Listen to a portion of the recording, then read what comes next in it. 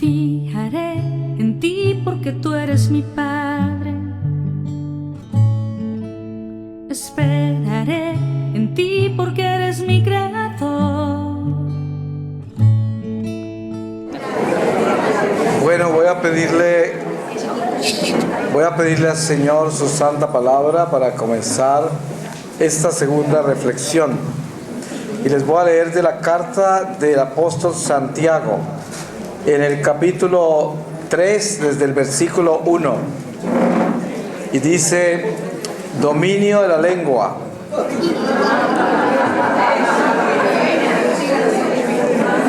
Hermanos míos, no pretendáis muchos ser maestros, sabiendo que tendremos un juicio más severo, porque todos caemos con frecuencia si alguno no peca de palabra. Ese es un hombre perfecto, capaz también de refrenar todo su cuerpo.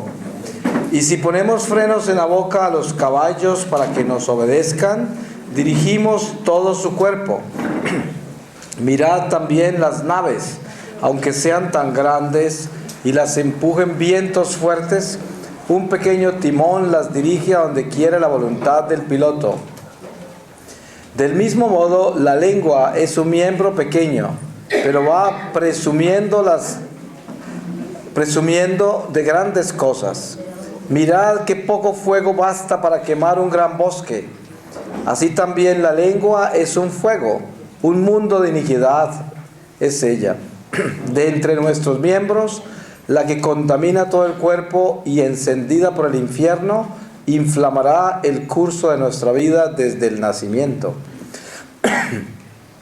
Todo género de fieras, aves, reptiles y animales marinos puede domarse, y de hecho ha sido domado por el hombre.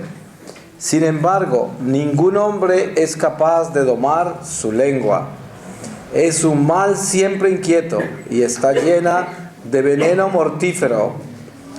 Con ella bendecimos a quien es Señor y Padre, y con ella maldecimos a los hombres hechos a semejanza de Dios. De la misma boca salen la bendición y la maldición. Esto, hermanos míos, no debe ser así. ¿Acaso mana de una fuente agua dulce y amarga por el mismo caño? ¿O puede, hermanos míos, la higuera producir aceitunas o la vid higos? Tampoco una fuente salada puede dar agua dulce. ¿Hay alguno entre vosotros sabio y docto? Pues que muestre por su buena conducta que hace sus obras con la mansedumbre propia de la sabiduría. Pero si tenéis en vuestro corazón celo amargo y rencillas, no os jactéis ni falseéis la verdad. Una sabiduría así no desciende de lo alto, sino que es terrena, meramente natural, diabólica. Porque donde hay celos y rencillas, allí hay desorden y toda clase de malas obras.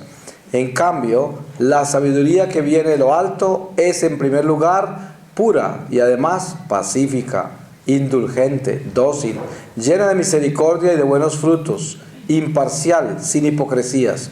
Los que promueven la paz siembran con paz el fruto de la justicia. Palabra de Dios.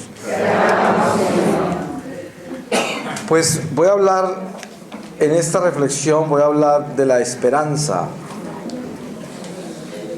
Nosotros, parece ser, cuando escuchamos las noticias en el mundo, en general, el diálogo común de la gente, parece que todo fueran noticias más malas que buenas.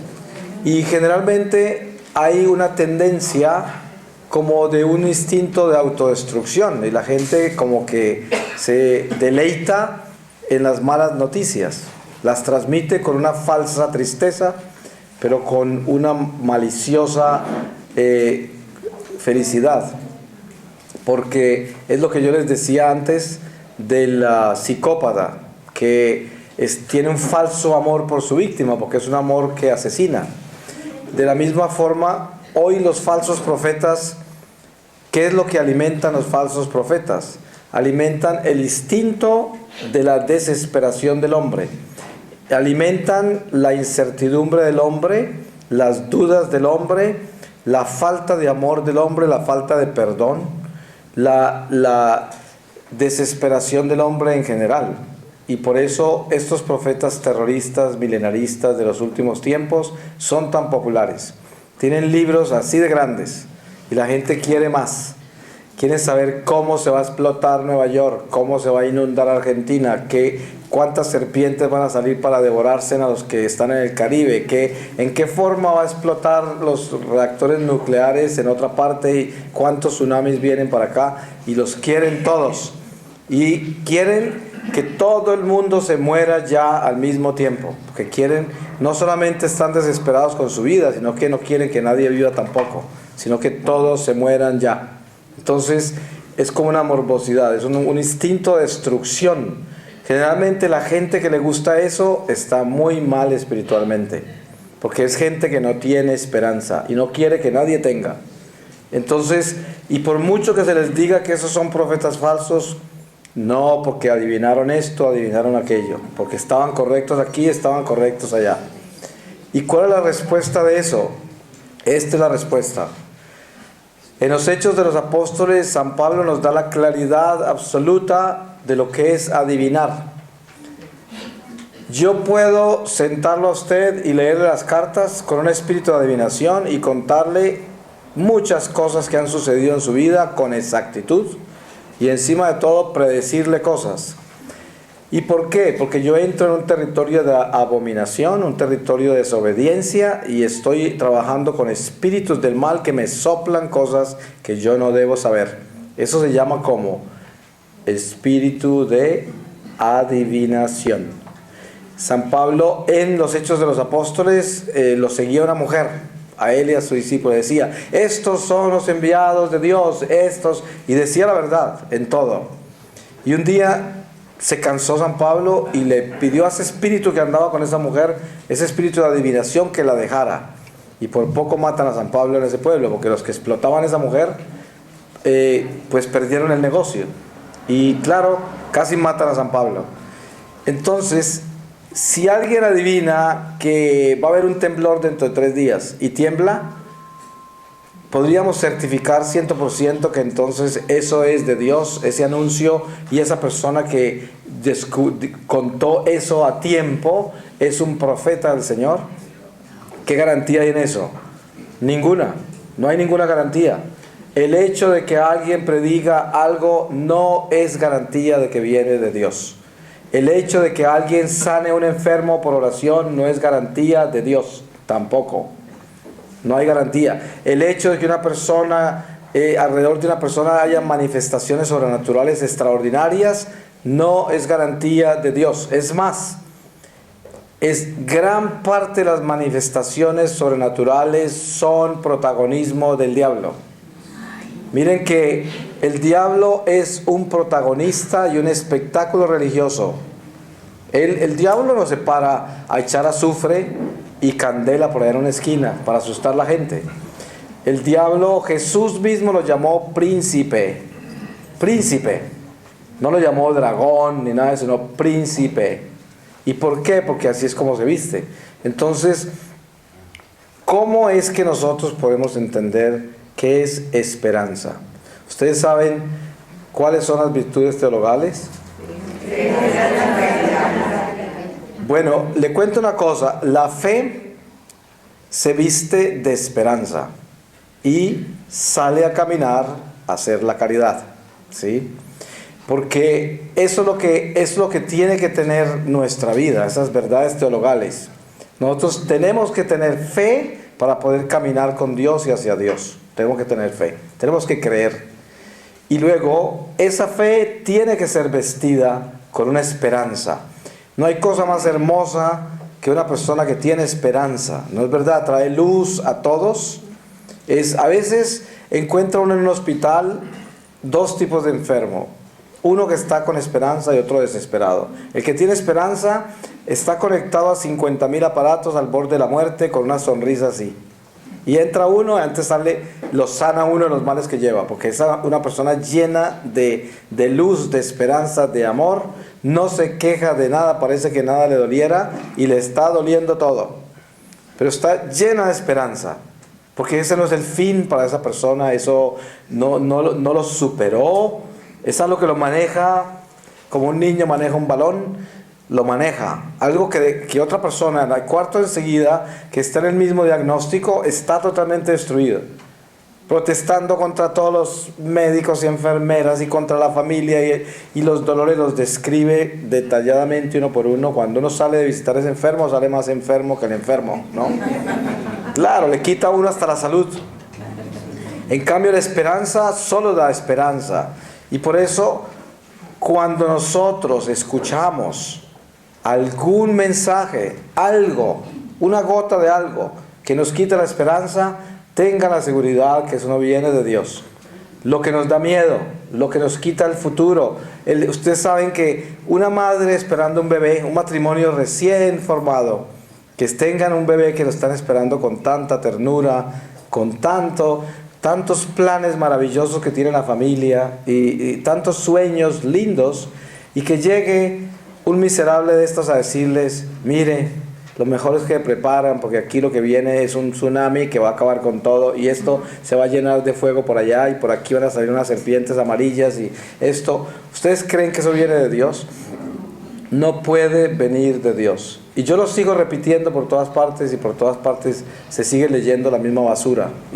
A mí me llega en internet toda clase de basura, yo nunca la abro. Que fulanito, que sutanita, que no sé cuántos. Eso todo es un movimiento horriblemente falso, y es un protagonismo. El nivel de veracidad de esas cosas es ínfimo. Le cuento, de todos esos mensajes, le aseguro que ni siquiera el 2 o 3% de eso es verdad. ¿Sí? Y las cosas que aciertan, las que adivinan, las adivinan por adivinación. Porque no es porque el Señor... Miren ustedes, Jesús, cuando Él habló entre nosotros, que es el único ejemplo que tenemos real. ¿Cuál es el ejemplo más real? Si en Jesús se realizan todos los profetas, todas las profecías. Y a partir de Jesús, ustedes se han dado cuenta de algo muy curioso, todos los profetas llegaron en el judaísmo, hasta Juan Bautista. Juan Bautista llegó en el judaísmo, todos llegaron, hasta el mismo Mesías. Pero ¿qué pasó después de que Jesús ascendió al cielo? Nunca más, o es más, después de que murió en la cruz, nunca más apareció un profeta para el pueblo judío, ni uno más. Jamás volvieron a hacer sacrificios de ninguna clase en sus templos. Nunca más, desde que se partió el telón en dos, cuando Jesús murió en la cruz. Y a partir de ese momento, ¿qué sucedió con el bautismo? Todos nosotros somos profetas, sacerdotes y reyes en el reino de Dios, en Jesucristo. O sea que Él nos hizo Cristos a cada uno de nosotros con el bautismo. Porque siendo creados a imagen de Él, estamos manchados por el pecado original, pero Él nos dio un espíritu que nos redime de esa mancha, y si nosotros obedecemos, tenemos vida en Él a pesar de la mancha. Por eso es que cuando San Pablo le dice al Señor, le implora que le quite ese aguijón que tiene en la carne, que Él dice que es como un demonio que Satanás envió directamente al infierno a atormentarlo, un aguijón que tenía en la carne.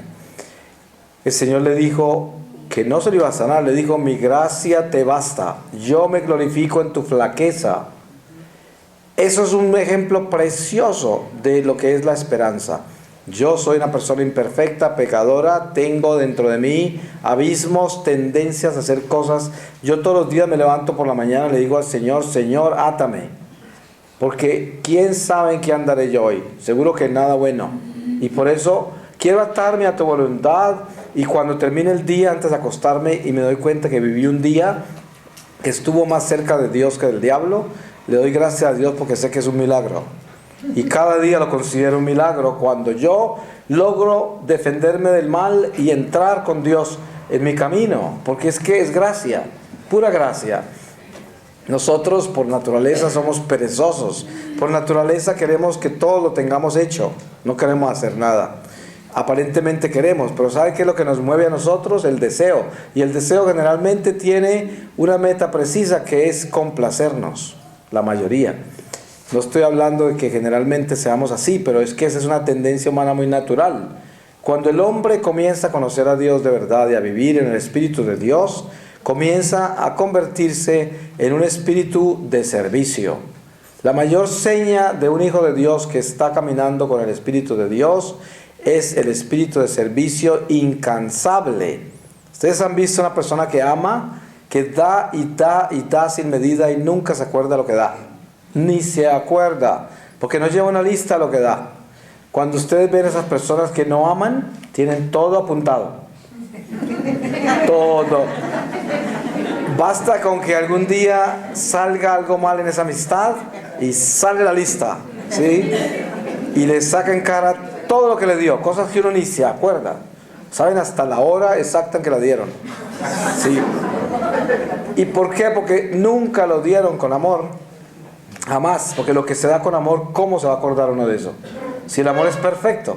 El amor no tiene condición. Es como una madre buena se levanta a servir y sirve hasta la muerte.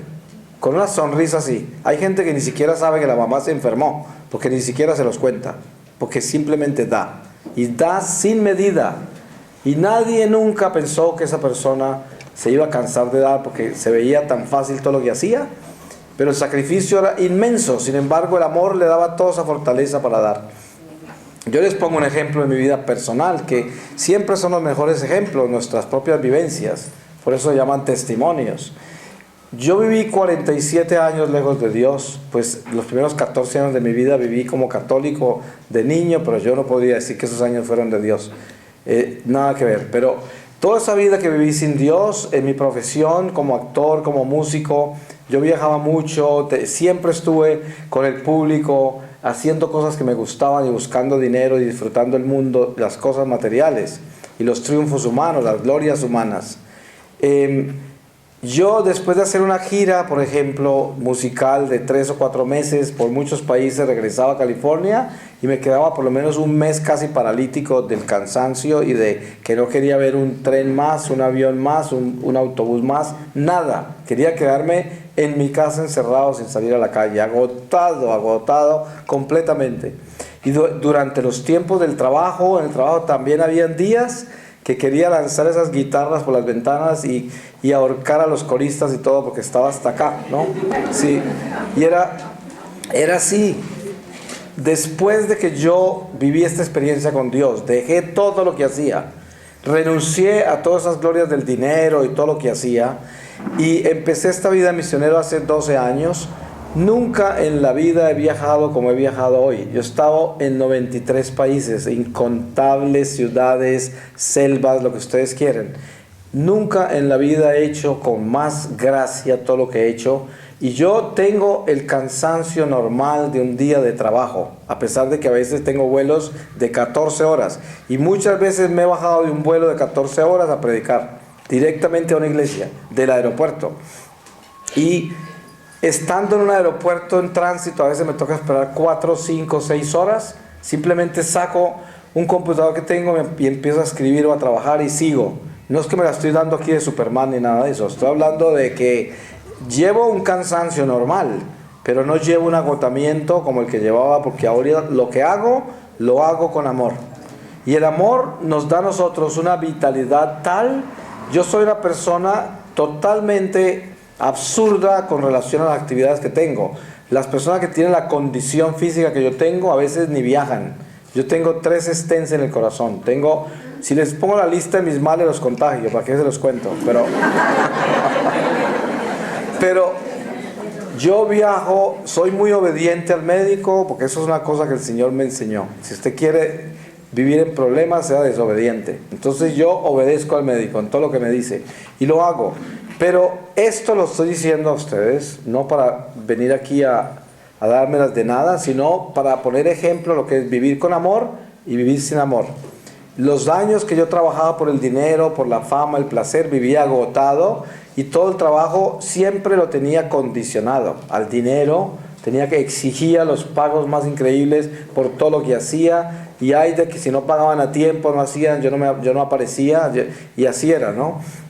Ahora no cobro, viajo todo el tiempo, no estoy buscando ninguna gloria de ese estilo, porque al contrario, si algo llevo como bandera fue algo que el Señor me mostró, que seguramente algunos de ustedes lo han oído de algunas veces que yo he predicado. Y es que el Señor, un día que yo le pedí con mucha pasión, le dije: Señor, asegúrate que me ayudes a que jamás se me vaya a subir a la cabeza todas estas cosas que estoy haciendo, por lo que tú me diste, lo que infundiste en mi corazón. Que nunca vaya a hacerme ideas erróneas de esto. Manténme en la tierra, con los pies puestos en la tierra. Y el Señor me puso el ejemplo ese del burrito del Domingo de Ramos. Que ustedes saben, el burrito del Domingo de Ramos estaba convencido que toda la fiesta era para él. ¿Sí?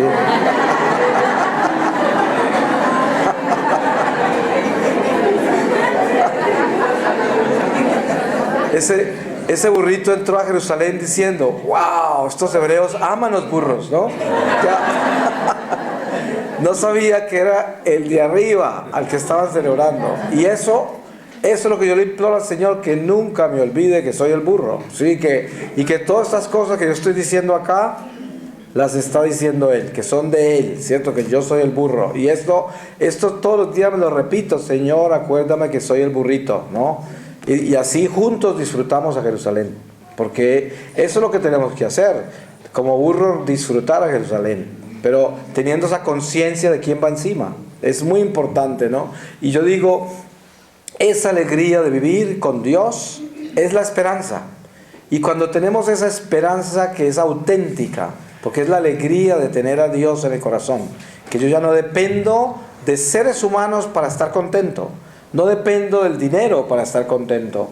Y ningún evento natural me va a quitar mi paz y me va a quitar mi esperanza. Yo no permito, porque yo ya no soy idólatra. Yo antes, si a mí la gente no me quería, y si yo no tenía alguien al lado mío que me estuviera dando afecto todo el tiempo, estaba completamente miserable. Me sentía medio. Y donde alguien dijera algo malo de mí, o en alguna forma me confrontara en alguna cosa, Dios mío, la ira, la ofensa, el dolor, las heridas, caminaba como un animal sangrando por ahí, porque cualquier cosa que me decían. Y era una miseria de vida así. Todo dependiendo de lo que la gente hace en relación a mí, de lo que yo hago en relación a ellos, de los eventos de la vida. Si me va bien, si me va mal. Y eso es una vida espantosa. Es decir, es una prisión, es muerte, eso es desesperación, eso es vivir uno prendido del azar. Vivir es como el taur tirando los dados del juego, a ver qué sale, a ver si gano, y si pierdo, Dios mío, qué horror cuando pierdo. Y esto es una vida espantosa, que es la vida del mundo, la vida de la carne, la vida del que está sin Dios.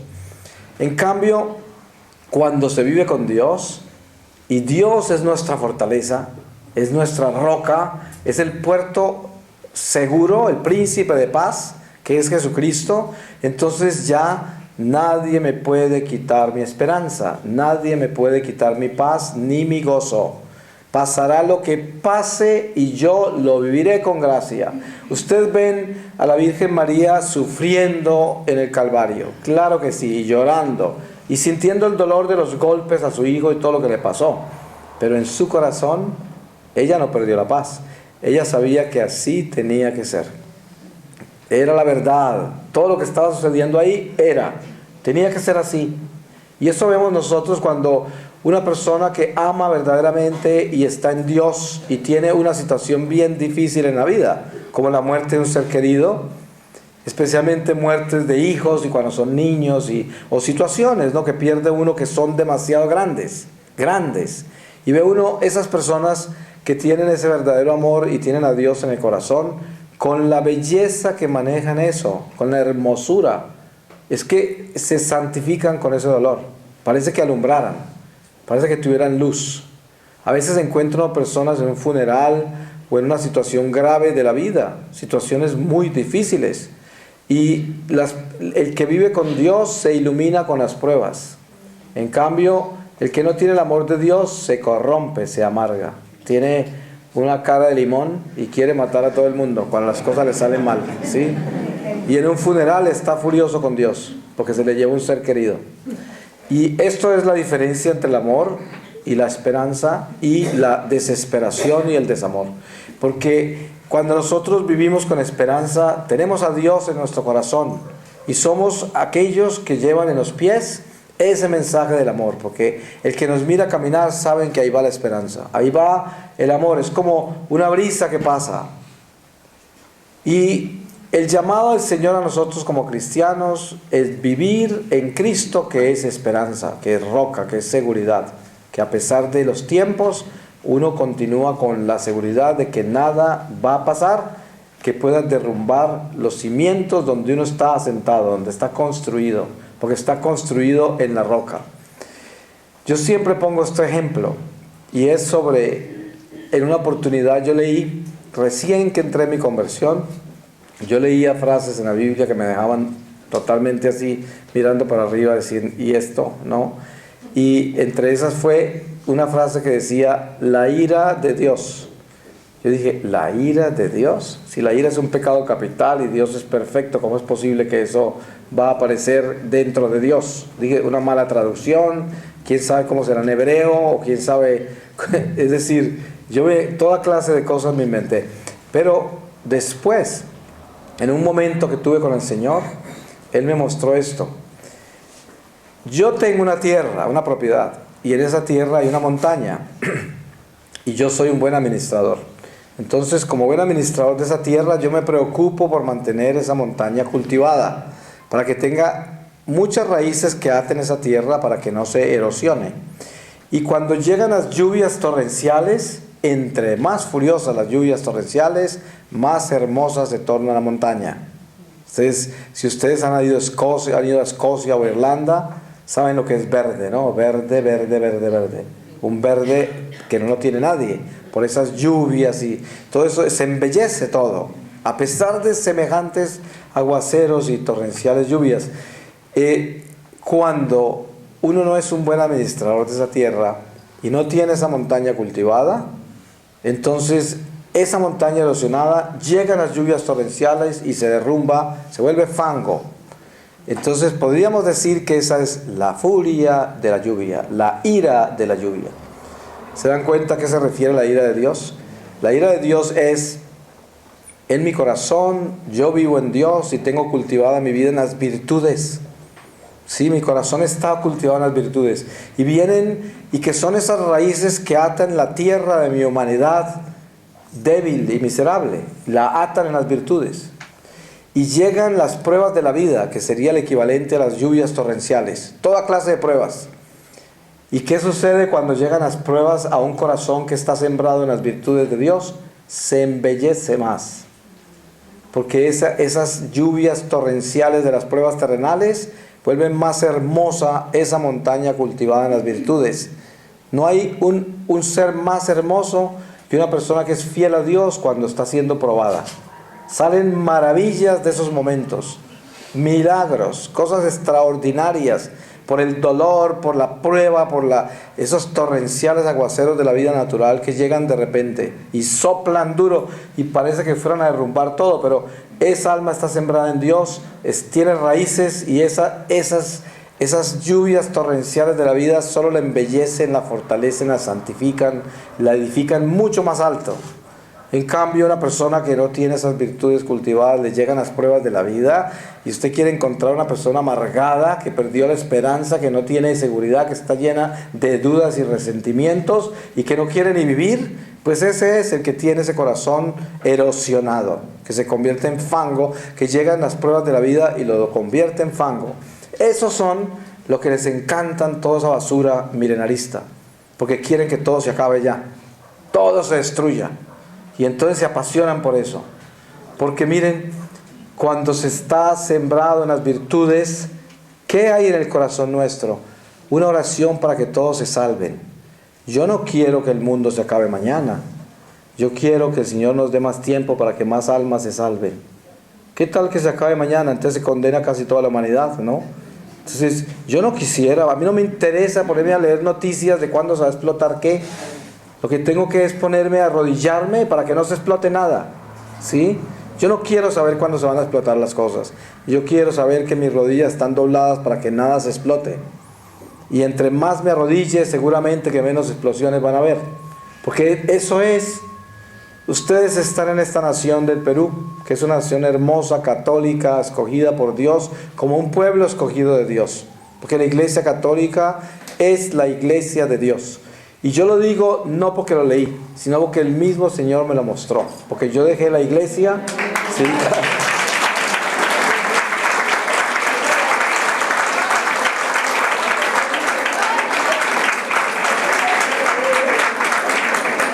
Amén, amén. Esa es la verdad. Esta es la iglesia del Señor. Y esto no nos hace superiores a nosotros ni mejores que nadie, pero nos hace responsables de todos. Y eso es increíble. Es como en una nación hay un ejército. El soldado no es un ciudadano mejor que el civil.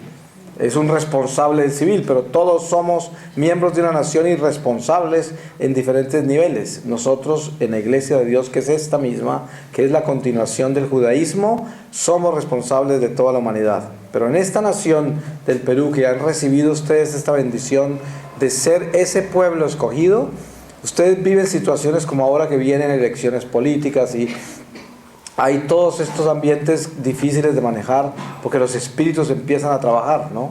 Y de aquí no podemos ponernos a adivinar. No, es que esto, por ahí hace poquito estaba oyendo un profeta bien sospechoso americano, protestante, gritando esto al Señor. Y yo decía, Dios mío, cállate. Es que nosotros estamos acá es no buscando esas adivinaciones. Lo que estamos buscando es que el Señor haga justicia, ¿cierto? Este es el pueblo de Dios. Si nosotros vamos a arrodillarnos y a orar para que el Señor nos dé lo mejor y traiga a los gobernantes indicados y todo, eso es lo que vamos a recibir. Porque el que se arrodilla y pide con sinceridad, ese va a lograr mover el corazón de Dios. No hay nada que llegue más al Señor que una oración sincera. Nada. Ninguna oración es desatendida por Dios. Y mucho menos la del pueblo fiel. Las rodillas de un justo mueven océanos enteros. Si una persona se arrodilla, puede mover la realidad de toda una nación con una buena arrodillada. De una nación entera. Una sola persona lo puede hacer. Sí, así es. Porque Dios jamás va a desatender esa oración. ¿Sí?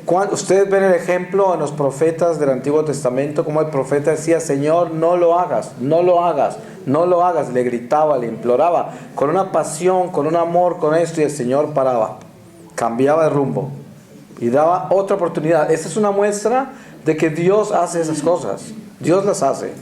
Y por eso cuando suceden cosas como estas, eso nos ha pasado en Colombia con estos últimos gobiernos que afortunadamente no son perfectos ni nada, pero salieron de una cantidad de cosas horribles que habían antes y por eso se ha derrotado mucha oscuridad. Falta mucho, pero ya estamos en muy buen camino.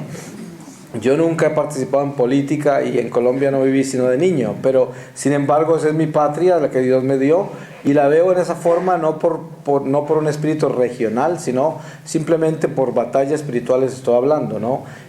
Yo sé que el arrodillarse cambia las cosas. Es que si yo voy donde el Señor a quejarme de otra persona, el Señor lo que me va a decir a mí no es que me va a defender y va a decir, no te preocupes, yo me encargo de ella. No, eso no va a decir el Señor. El Señor va a decir, muéstrame tus rodillas, a ver cuánto has orado por Lucy, ¿sí? Claro, porque eso es lo que es, ¿no? Es como lo que hablaba yo del niño con el carrito de bomberos. Había que orar, era para que yo pudiera vivir sin que me molestara lo que el niño hacía. Pero no tenía que ponerme a orar para que el niño dejara de hacer lo que a mí me molestaba, ¿sí? Esa es una oración imperfecta. La oración perfecta es que Dios me dé a mí la capacidad de vivir con las cosas que están ahí y no tratar de cambiar la gente y cambiar las cosas. Eso es lo que hay que hacer. Porque es que a conveniencia, ¿qué es lo que predican los protestantes? Que nosotros manipulemos nuestra propia vida. El Señor quiere que nosotros tengamos prosperidad. Aleluya, todo el mundo grita. Aleluya, sí, queremos ser ricos todos. Él quiere que tengas todas las cosas para disfrutar de esta vida material. Aleluya, se tiran al suelo. Y también quiere que todos tengamos salud. Aleluya. Claro que Dios no quiere que estemos viviendo bajo un puente y llenos de toda clase de enfermedades. Obvio que no. Pero es que eso no es lo que vamos a pedir. Lo que vamos a pedir es lo que el Evangelio nos enseña, que dice, Busca primero las cosas de arriba y todo lo demás te llegará por añadidura. Entonces, si nosotros vamos a vivir el Evangelio tal y como es y vamos a tener esperanza, ¿cómo vamos a hablar de esa esperanza? Hablamos de esa esperanza es con un lenguaje real, un lenguaje cristiano. El lenguaje cristiano es: Señor, como dice San Agustín, Señor, dame lo que me pides y pídeme lo que quieras, ¿no? Y yo entiendo en eso que la realidad de la oración es que si yo voy a imitar a Cristo, que es a quien debo imitar, entonces lo primero que tengo que imitar es el sentido eterno de mi vida. Usted se puede imaginar la diferencia entre una persona que es un simple mortal y una persona que tiene fe, esperanza y caridad. Es enorme, porque el que tiene fe, esperanza y caridad es una persona que camina hacia una realización eterna de su vida. Y el que no tiene ninguna de las tres camina hacia el cementerio. Va aterrado a enterrarse. Y su vida es un constante caminar hacia la tumba. Eso es todo lo que hace. Entonces trata de acelerarse, hacer lo más que pueda porque ya se va a morir. Entonces, y miren ustedes en el mundo qué es lo que hay por ahí. Gente corriendo como locos porque se les está acabando el tiempo. Y lo quieren hacer todo ya. Y hay personas, Dios mío, ¿qué horas son? 30 años de edad y no me he casado. Ya. Se acabó la vida, ¿no? Se está acabando el tiempo. Dios mío, ¿qué horas son? Llevamos 10 años casados y no hemos comprado casa. Ya empiezan a mirar sospechosos al marido y a la mujer. Me casé con el que no es. Estos nunca vamos a lograr hacer nada, ¿no? Y esto, ¿por qué? Porque son mortales que no caminan con el sentido eterno de la vida. Porque están acampando acá y aquí pertenecen y aquí perecerán. De aquí nunca saldrán. La esperanza es otra cosa. La esperanza no es estar, yo estoy seguro que el Señor me va a dar mi casita. Estoy seguro que voy a conseguir el carrito más grande. Seguro que voy a conseguir más dinero más adelante. Y estoy seguro que me van a querer más como yo quiero que me quieran. Esa es una esperanza inútil, porque esa es la esperanza de aquel que es solo de la tierra, ¿no? Y busca solo las cosas terrenales. Pero cuando yo digo, yo estoy seguro que el Señor me escucha. Yo estoy seguro que si le obedezco a Dios, todo está bajo control y yo alcanzaré a vivir la misión para la cual Dios me creó. Eso es esperanza, porque ya tengo la seguridad de que tengo paz, de que como yo le obedezco a Dios, todo lo que sucede en mi vida es voluntad de Dios. Usted se puede imaginar la paz que eso trae. Si yo soy obediente a Dios y creo en Dios y le obedezco a Dios y amo a Dios, entonces yo hago todo convencido de que Dios está en control de mi vida. Y aunque vengan pruebas difíciles y absurdas, yo simplemente miro al Señor y hago como Santa Teresa. Señor, así tratas a tus amigos. De razón tienes tan poquitos, ¿no?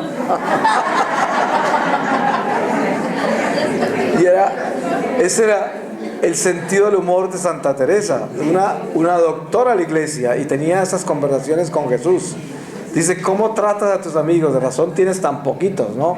Yo le decía a un amigo mío que es evangélico en California, y él y yo tenemos conversaciones muy simpáticas, ¿no? Porque pues yo amo a todas las personas que Dios ha puesto en mi camino, y jamás los voy a juzgar por lo que ellos decidieron hacer con su vida, ¿no?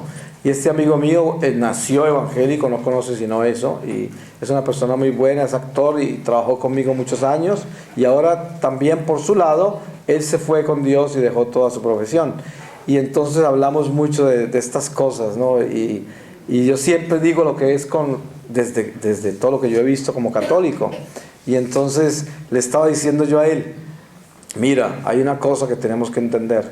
Yo no puedo predicarle a la gente de que estén buscando esos beneficios temporales inmediatos, porque eso no produce los beneficios permanentes eternos. Tenemos que enseñarle a la gente a que busque beneficios que no terminan, beneficios reales, eternos.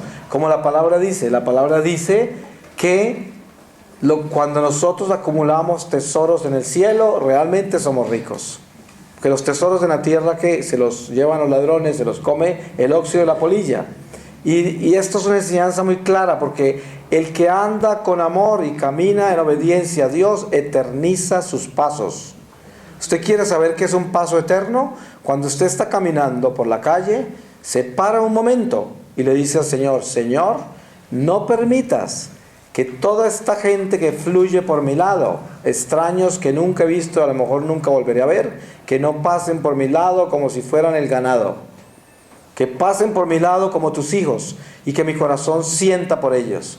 Y que yo me pare en una esquina a mirarlo y decir, yo los amo, yo me preocupo de que se salven sus almas, yo no quiero que se condenen, yo quiero que el Señor los bendiga, yo quiero que en sus corazones el Señor aparezca y que desaparezca la oscuridad que puedan llevar en este momento. Permíteme amar todas estas personas que fluyen por mi lado, Señor. Y eso es vivir eternamente el momento, porque se está viviendo en el amor y ese momento queda en la eternidad. Es un momento eterno que nadie puede destruir. Esas son obras de amor, porque estoy viviendo en el amor de Dios con todos. Usted se puede imaginar, yo conozco, a veces me siento con personas que vienen a consultarme cosas en unos enredos en que se encuentran en su vida, y yo les digo, ¿sabe qué? Aquí lo que falta es que no tiene amor. Usted es muy religioso o religiosa, reza mucho, hace muchas cosas que son como de Dios, pero eso no le sirve para nada porque no tiene amor. ¿Por qué? Por esto. Si le hago un examen de conciencia, le pregunto, ¿quiénes son las personas que más lo preocupan, las personas más importantes de su vida? Sus seres queridos, las personas que inmediatamente lo benefician, y el resto de la humanidad que pasan por su lado como el ganado.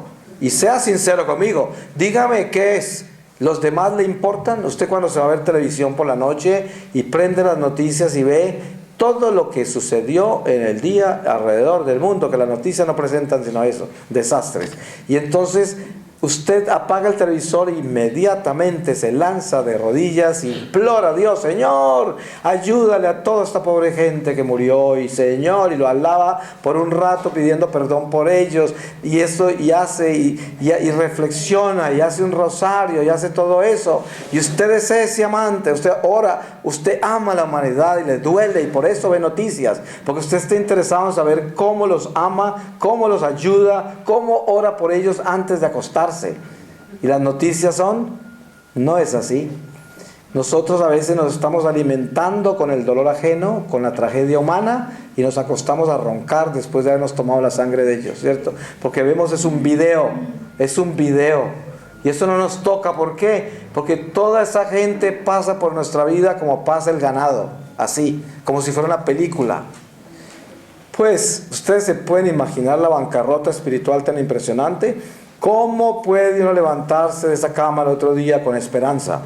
Si uno ni siquiera oró por toda la gente con la que uno disfrutó las noticias antes de acostarse. Porque es como un instinto casi como de chisme, como un instinto que no es bueno. Es como, dame cuenta cómo le cortaron la cabeza hoy a un japonés, o qué hicieron con un árabe, por ahí lo quemaron vivo, y qué hicieron con este, y quiero que la cámara se acerque bien exactamente para ver cómo se la cortaron.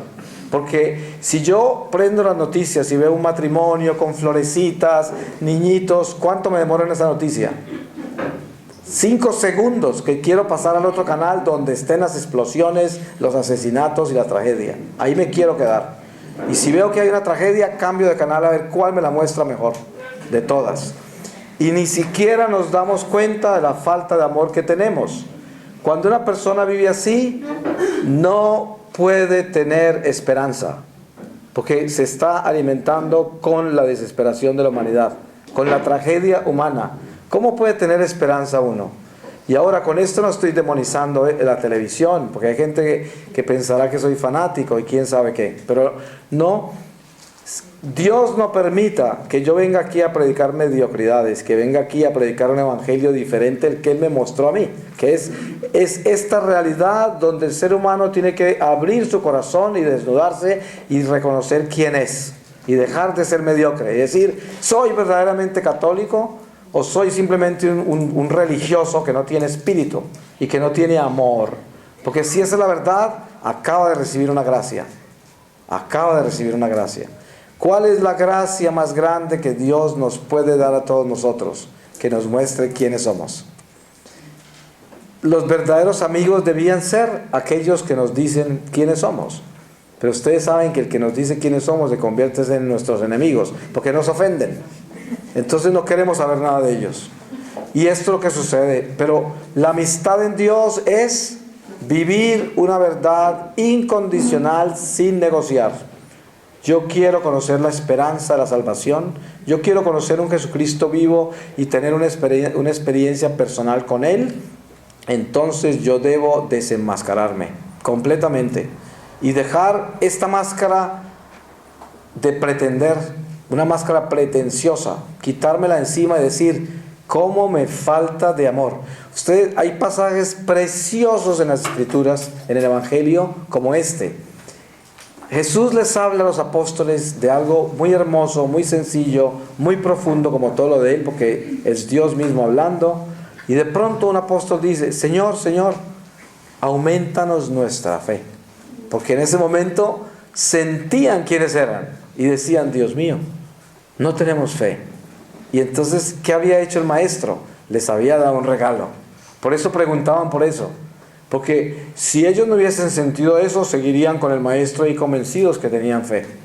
Y no tenían. Entonces, cuando recibían esa gracia, ahí mismo, como niños chiquitos decían: aumentanos la fe. Y después, cuando se encuentra el joven rico con el Señor, y el joven rico pensó que todo lo hacía bien, y después de que habló con Jesús se fue triste, porque sabía que no lo hacía tan bien como creía. Y después Jesús les explica sobre el rico, la dificultad de entrar al reino de Dios. ¿Y qué dicen los apóstoles ya después de toda esa enseñanza? Entonces, ¿quién se podrá salvar, Señor? Y eso es el encuentro con una gracia. Porque la respuesta, ¿cuál es? Lo que es imposible para el hombre es posible para Dios.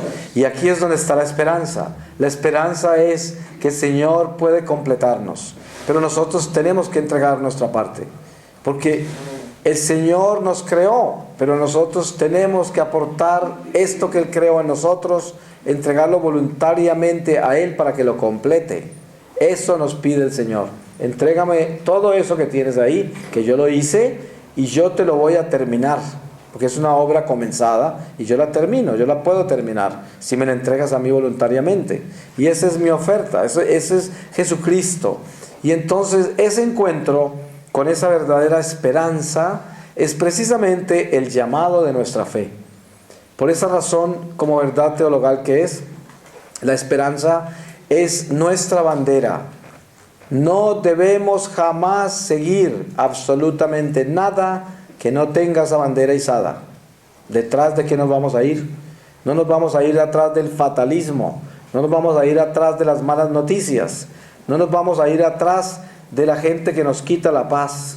Vamos a irnos con los que llevan la bandera izada de la esperanza, porque nosotros tenemos que ser un ejército que avanza, un ejército que lleva el liderazgo de la luz, y que nos vean caminar todos y vean al Señor y vean la luz y vean la esperanza y sepan que nuestros pasos van caminando firmes hacia la casa del Señor, que ese es el caminante, ese es el peregrino. Ustedes saben lo lindo que es ver un peregrino que va para la casa del Señor.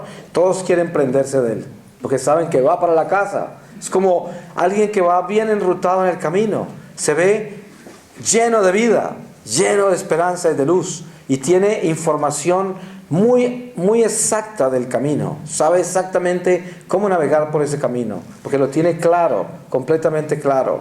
Y a ese se le prenden todos los que sinceramente están buscando ir por la ruta segura, porque por ahí se van detrás de esa esperanza, detrás de esa luz. Y a eso sí hemos sido llamados nosotros. Por eso, en este mundo que vivimos hoy y en nuestra Iglesia Católica hoy, lo que debemos hacer es buscar menos religión, más espiritualidad. Porque tenemos demasiada religión. Como decía el Papa, no voy a hacer ninguna consagración a la Virgen, ni en un futuro cercano ni lejano. Voy a que nosotros empecemos a vivir todas las consagraciones que hemos hecho. Claro, es como decir, mire, yo vengo a prometerle a alguien a quien le he fallado muchas veces, y le vengo a prometer que yo no lo vuelvo a hacer. Entonces sería decirle: mira, ¿por qué no hagamos una cosa? Trata de cumplirme con la primera promesa que hiciste, que no me has cumplido. y después empezamos a hablar de las otras. Pero hablemos de la primera promesa que hiciste que no has cumplido. Trata de cumplir esa. Pero no vengas a hacer otra promesa hoy cuando todas las de atrás no las has cumplido. Y es que esa es la realidad espiritual, ¿o no? ¿Yo qué me gano con arrodillarme aquí a consagrarme a la Virgen cuando no he cumplido con la primera consagración que hice? No he cumplido. Y entonces, ¿qué me gano yo con tanta religión? Ahora, ojalá que no me entiendan mal, porque yo no quiero venir a decir acá que entonces, ahorita estamos en el mes de mayo, y este es el mes de las consagraciones a la Virgen María, porque es litúrgico. La iglesia nos enseña eso. En el mes de octubre tenemos el mes del rosario, ¿cierto? ¿Y qué sucede? Nosotros rezamos el rosario, nos consagramos a María, y lo hacemos en las tradiciones sagradas de la iglesia. Yo estoy hablando del protagonismo religioso, de una explosión de propagación de religión, cuando le estamos propagando religión a una masa de gente que lo último que necesita es más religión, porque es una gente demasiado religiosa que no tiene suficiente amor. Entonces lo que necesitamos es que la gente primero se convierta antes de entregarles más religión, porque entonces vamos a ser como los africanos. Queremos más vela, más incienso, más cosas de esas, pero no me va a acercar mucho a cambiarme todas estas cosas raras que hago yo en la casa, no me las cambie. Porque es lo que pasa con la superstición, con las emociones religiosas, que la gente viene a vivir esas emociones y sale a seguir siendo el mismo animal. Eso es lo que pasa con tanta gente que tiene estos antitestimonios tan horribles en la familia. Y se quejan, ¿por qué razón será que mis hijos no quieren a Dios? Pues ¿cómo lo van a querer si usted se la pasa arrodillado y luego va a la casa a mentir y a gritar y a faltarle respeto a todo el mundo? Pues odian la religión. Odian a Dios, porque si esas personas que rezan tanto son el peor antitestimonio, ¿de dónde vamos a sacar esperanza? ¿Quién va a vivir en esperanza de la religión cuando la religión se convierte en un escándalo? Y eso es lo que sucede. ¿Cuánto nos duele a nosotros cuando un sacerdote cae con pecados bien espantosos como molestar a un niño? O aparece un sacerdote homosexual, o aparece un sacerdote con mujer e hijos, o aparece un sacerdote predicando herejías espantosas desde el púlpito. Eso nos duele, ¿no es verdad? Mucho, nos quita la esperanza de todo. Pero de la misma manera duele cuando todo este pueblo laical se la pasa arrodillada en la iglesia y haciendo toda clase de cosas religiosas, y luego salen al mundo a faltarle al respeto a todo el mundo y la caridad, hasta su propia familia. Como dice la palabra, ovejitas en la calle y monstruos en la casa, ¿cierto? Lobos en la casa. Hay mucha gente así. Pues el verdadero sentido de la esperanza en Dios es la coherencia. Tenemos que ser coherentes. Entonces, tenemos la religión de las religiones.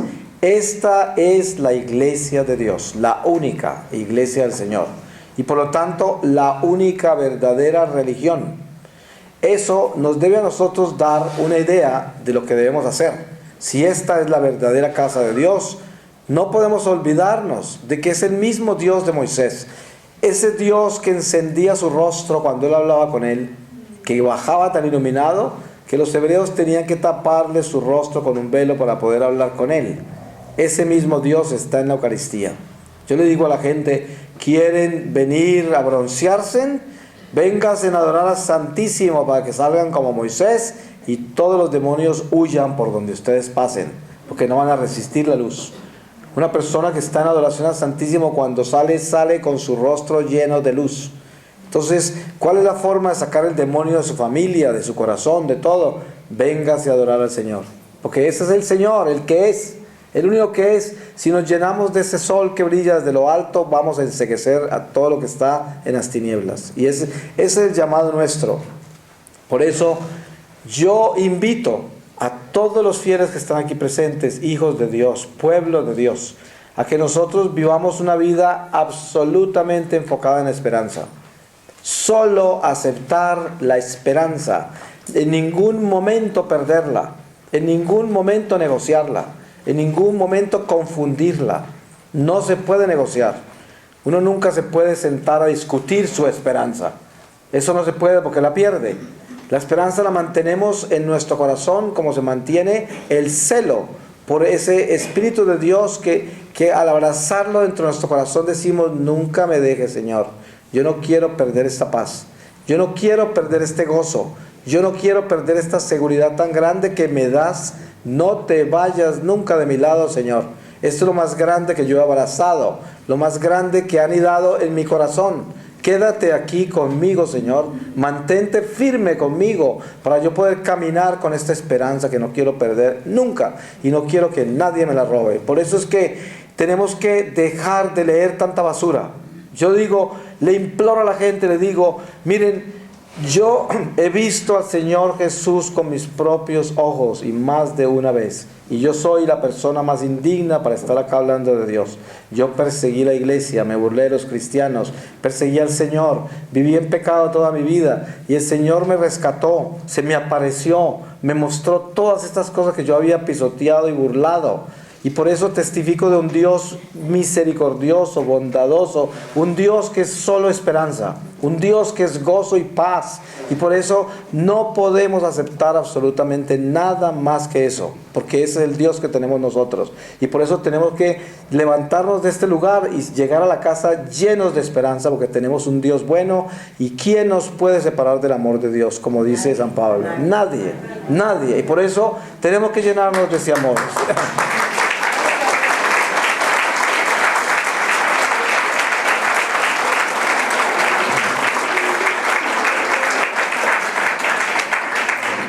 Amén. Y esa es nuestra verdad. Por eso yo le digo a la gente, no se dejen engañar. El diablo es muy astuto y él nos engaña con el mismo lenguaje de nuestra propia religión. ¿Dónde está metido el enemigo? ¿Quiénes fueron los que colgaron al Señor? ¿Dónde estaban? Dentro del templo. ¿Dónde están los peores enemigos de la iglesia hoy? Dentro del templo. Ahí están. Y por eso, ojo con todos estos profetas falsos, ojo con todo este engaño. La mayoría de esto es puro protagonismo, nada más. Poderes humanos, buscando glorias humanas. Eso es lo que es. Y entonces toda esta información horrible, todas estas tragedias, todas estas cosas espantosas, no pueden venir de Dios, porque el Señor es esperanza, pura esperanza. ¿Y acaso el Señor nos está diciendo, viven en un mundo perfecto? ¡Ay, qué horror que tiemble! ¡Ay, qué horror que hay una inundación! Si este mundo debe ser perfecto. Nunca. Este mundo, como dice San Pablo, está padeciendo de dolores de parto. Se revuelca con dolores de parto. Porque la creación también cayó. En el pecado original fue maldita también. Y hasta que no desciendan la nueva Jerusalén, los nuevos cielos y la nueva tierra, no cesará estos dolores de parto. Entonces, no nos asustemos porque tiemble, porque hay tsunamis, porque hay esto. Que vengan y que se vayan. Y seguirán viniendo y yéndose. Por cantidades, y no va a cambiar. La tierra temblará, habrán tsunamis. Siempre dicen, este es el más fuerte que hubo en los últimos 200 años. Siempre hubo uno más grande, ¿cierto? Nunca nos sorprenden con el más grande. Y nunca cesarán, siempre seguirán. Y eso es lo de menos. Lo que más nos debe importar, ¿qué es? Estar en gracia de Dios. Preparados para encontrarnos con el Señor hoy mismo. Ese es el único evangelio, no conocemos otro, no podemos predicar otro. El único evangelio es, hoy me pongo en paz con Dios, hoy mismo. Y entonces que se haga su voluntad. Si Él me da un día más, gloria a Dios. Si no, listo estoy para encontrarme con Él. Y esa es la única verdad en el evangelio. Lo demás es basura, porque lo demás lo que hace es confundirnos y quitarnos la esperanza. Para terminar esta reflexión, les voy a leer de la carta de San Pablo a los Gálatas. Y esta es leyendo el capítulo 1 desde el versículo 11. Y dice así: porque os hago saber, hermanos, que el evangelio que yo os he anunciado no es algo humano, pues yo no lo he recibido ni aprendido de ningún hombre, sino por revelación de Jesucristo. Porque habéis oído de mi conducta anterior en el judaísmo, cómo perseguía con saña a la iglesia de Dios y la combatía, y aventajaba en el judaísmo a muchos contemporáneos de mi raza, por ser extremadamente celoso de las tradiciones de mis padres. Pero cuando Dios, que me eligió desde el vientre de mi madre y me llamó por su gracia, tuvo a bien revelar en mí a su Hijo para que le anunciara entre los gentiles, enseguida, sin pedir consejo a la carne ni a la sangre, y sin subir a Jerusalén a ver a los apóstoles, mis predecesores, me retiré a Arabia y de nuevo volví a Damasco. Luego, 3 años después, subí a Jerusalén para ver a Cefas, y permanecí a su lado 15 días. Pero no vi a ningún otro de los apóstoles, excepto a Santiago, el hermano del Señor. De lo que os escribo, Dios es testigo que no miento. Después me fui a las regiones de Siria y Cilicia. Por eso no me conocían personalmente las iglesias de Cristo que había en Judea. Solamente habían oído decir: el que antes nos perseguía, predica ahora la fe que en otro tiempo combatía. Y glorificaban a Dios por mi causa. Palabra de Dios. Pues le damos gracias, Señor, y lo bendecimos.